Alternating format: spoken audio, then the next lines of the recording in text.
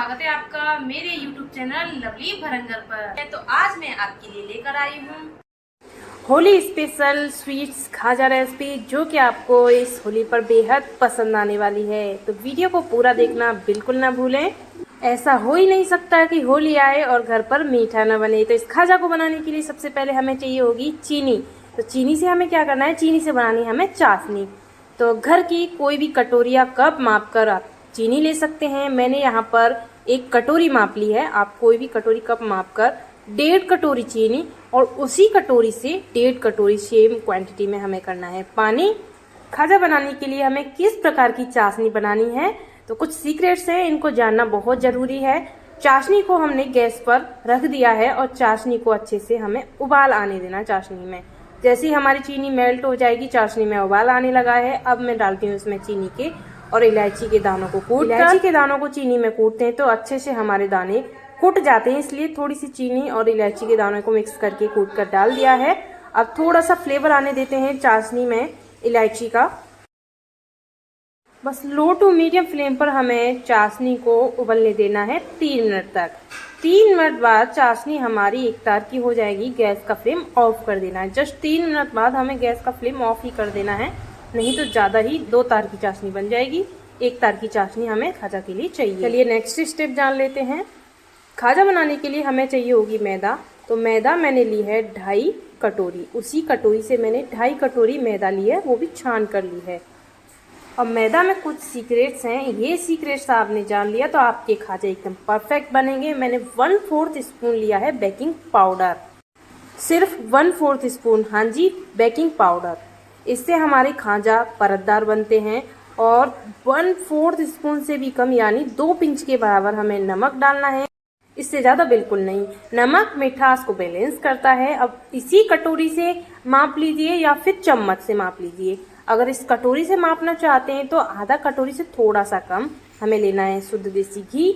अगर चम्मच से नापा जाए तो मैंने लिया है 4 चम्मच भरकर घी। घी की जगह आप रिफाइन ऑयल का यूज कर सकते हो, लेकिन आप घी का इस्तेमाल करेंगे तो बहुत ही अच्छे हमारे खाजा बनेंगे।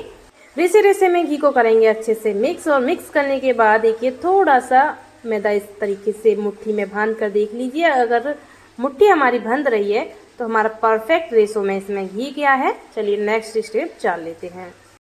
अब उसी कटोरी से मैंने आधा कटोरी लिया है पानी।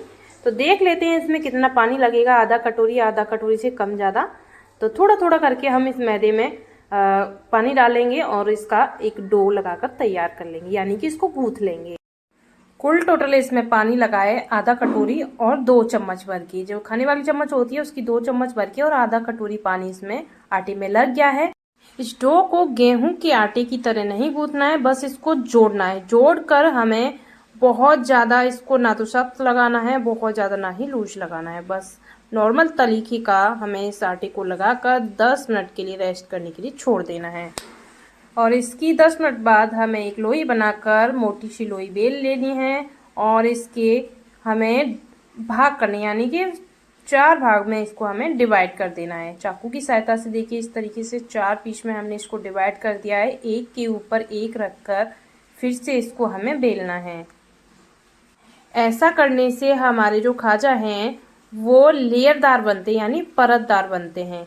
आप इस तरीके से 4 बार, 6 बार, 8 बार कर सकते हैं, लेयर बाय लेयर बेल सकते हैं। ना तो इस रोटी को बहुत ज़्यादा पतला बेलना है और ना ही बहुत ज़्यादा मोटा। देखिए इस तरीके से हमें इसको डायमंड शेप में या चौकोर पीसेज में मेरी तरह से आप कट कर सकते हैं। और हमें तेल बहुत ज़्यादा गर्म नहीं चाहिए इनको फ्राई करने में, यानी सेकने में। और जैसे ही हमें इनको डाल रहे हैं कढ़ाई में तो ये झाग नहीं दे रहे हैं, यानी कि बहुत ही कम गरम तेल है। इसी तरीके का तेल हमें चाहिए। अब हमें इनको कम से कम 3 मिनट बाद रोटेट करना है, यानी कि इनको अलट पलट करना है। 3 मिनट तक हमें इसको हाथ नहीं लगाना है। इनको अंदर तक सीखने में, फ्राई होने में कम से कम 13 से 15 मिनट का टाइम लग जाता है। और हमें गैस का फ्लेम हाई नहीं रखना है, लो टू मीडियम फ्लेम पर हमें इनको फ्राई करना है। जैसे ये 14 से 15 मिनट हो जाएंगी, इनका कलर गोल्डन ब्राउन हो जाएगा और अंदर तक ये अच्छे से सीख जाएंगी। बीच बीच में 1-2 बार हमें इनको रोटेट करते रहना है और जैसे 14 से 15 मिनट हो जाएंगे हमें इनको कढ़ाई में से निकाल लेंगे। आप इनको सिंपल बिना चाशनी में डालकर भी चाय के साथ एंजॉय कर सकते हैं। अब सारे खाजे हमने निकाल लिए हैं और ये चाशनी हमने पहले ही बना के रख दी थी, तो इस चाशनी को एक उबाल आने देते हैं। चाशनी में जैसे ही एक उबाल आएगा उसके बाद हम इसमें डालेंगे पूरे खाजा को।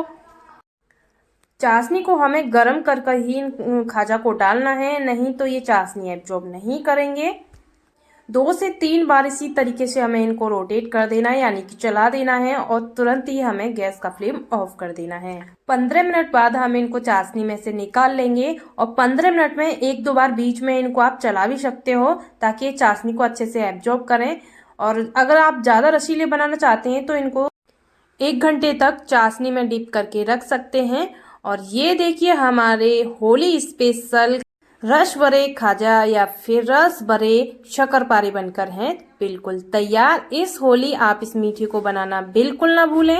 आज की रेसिपी कैसी लगी मुझे कमेंट बॉक्स में जरूर बताना। अगर आपको मेरी मेहनत और मेरी वीडियो अच्छी लगती है तो प्लीज मेरे चैनल को सब्सक्राइब करें।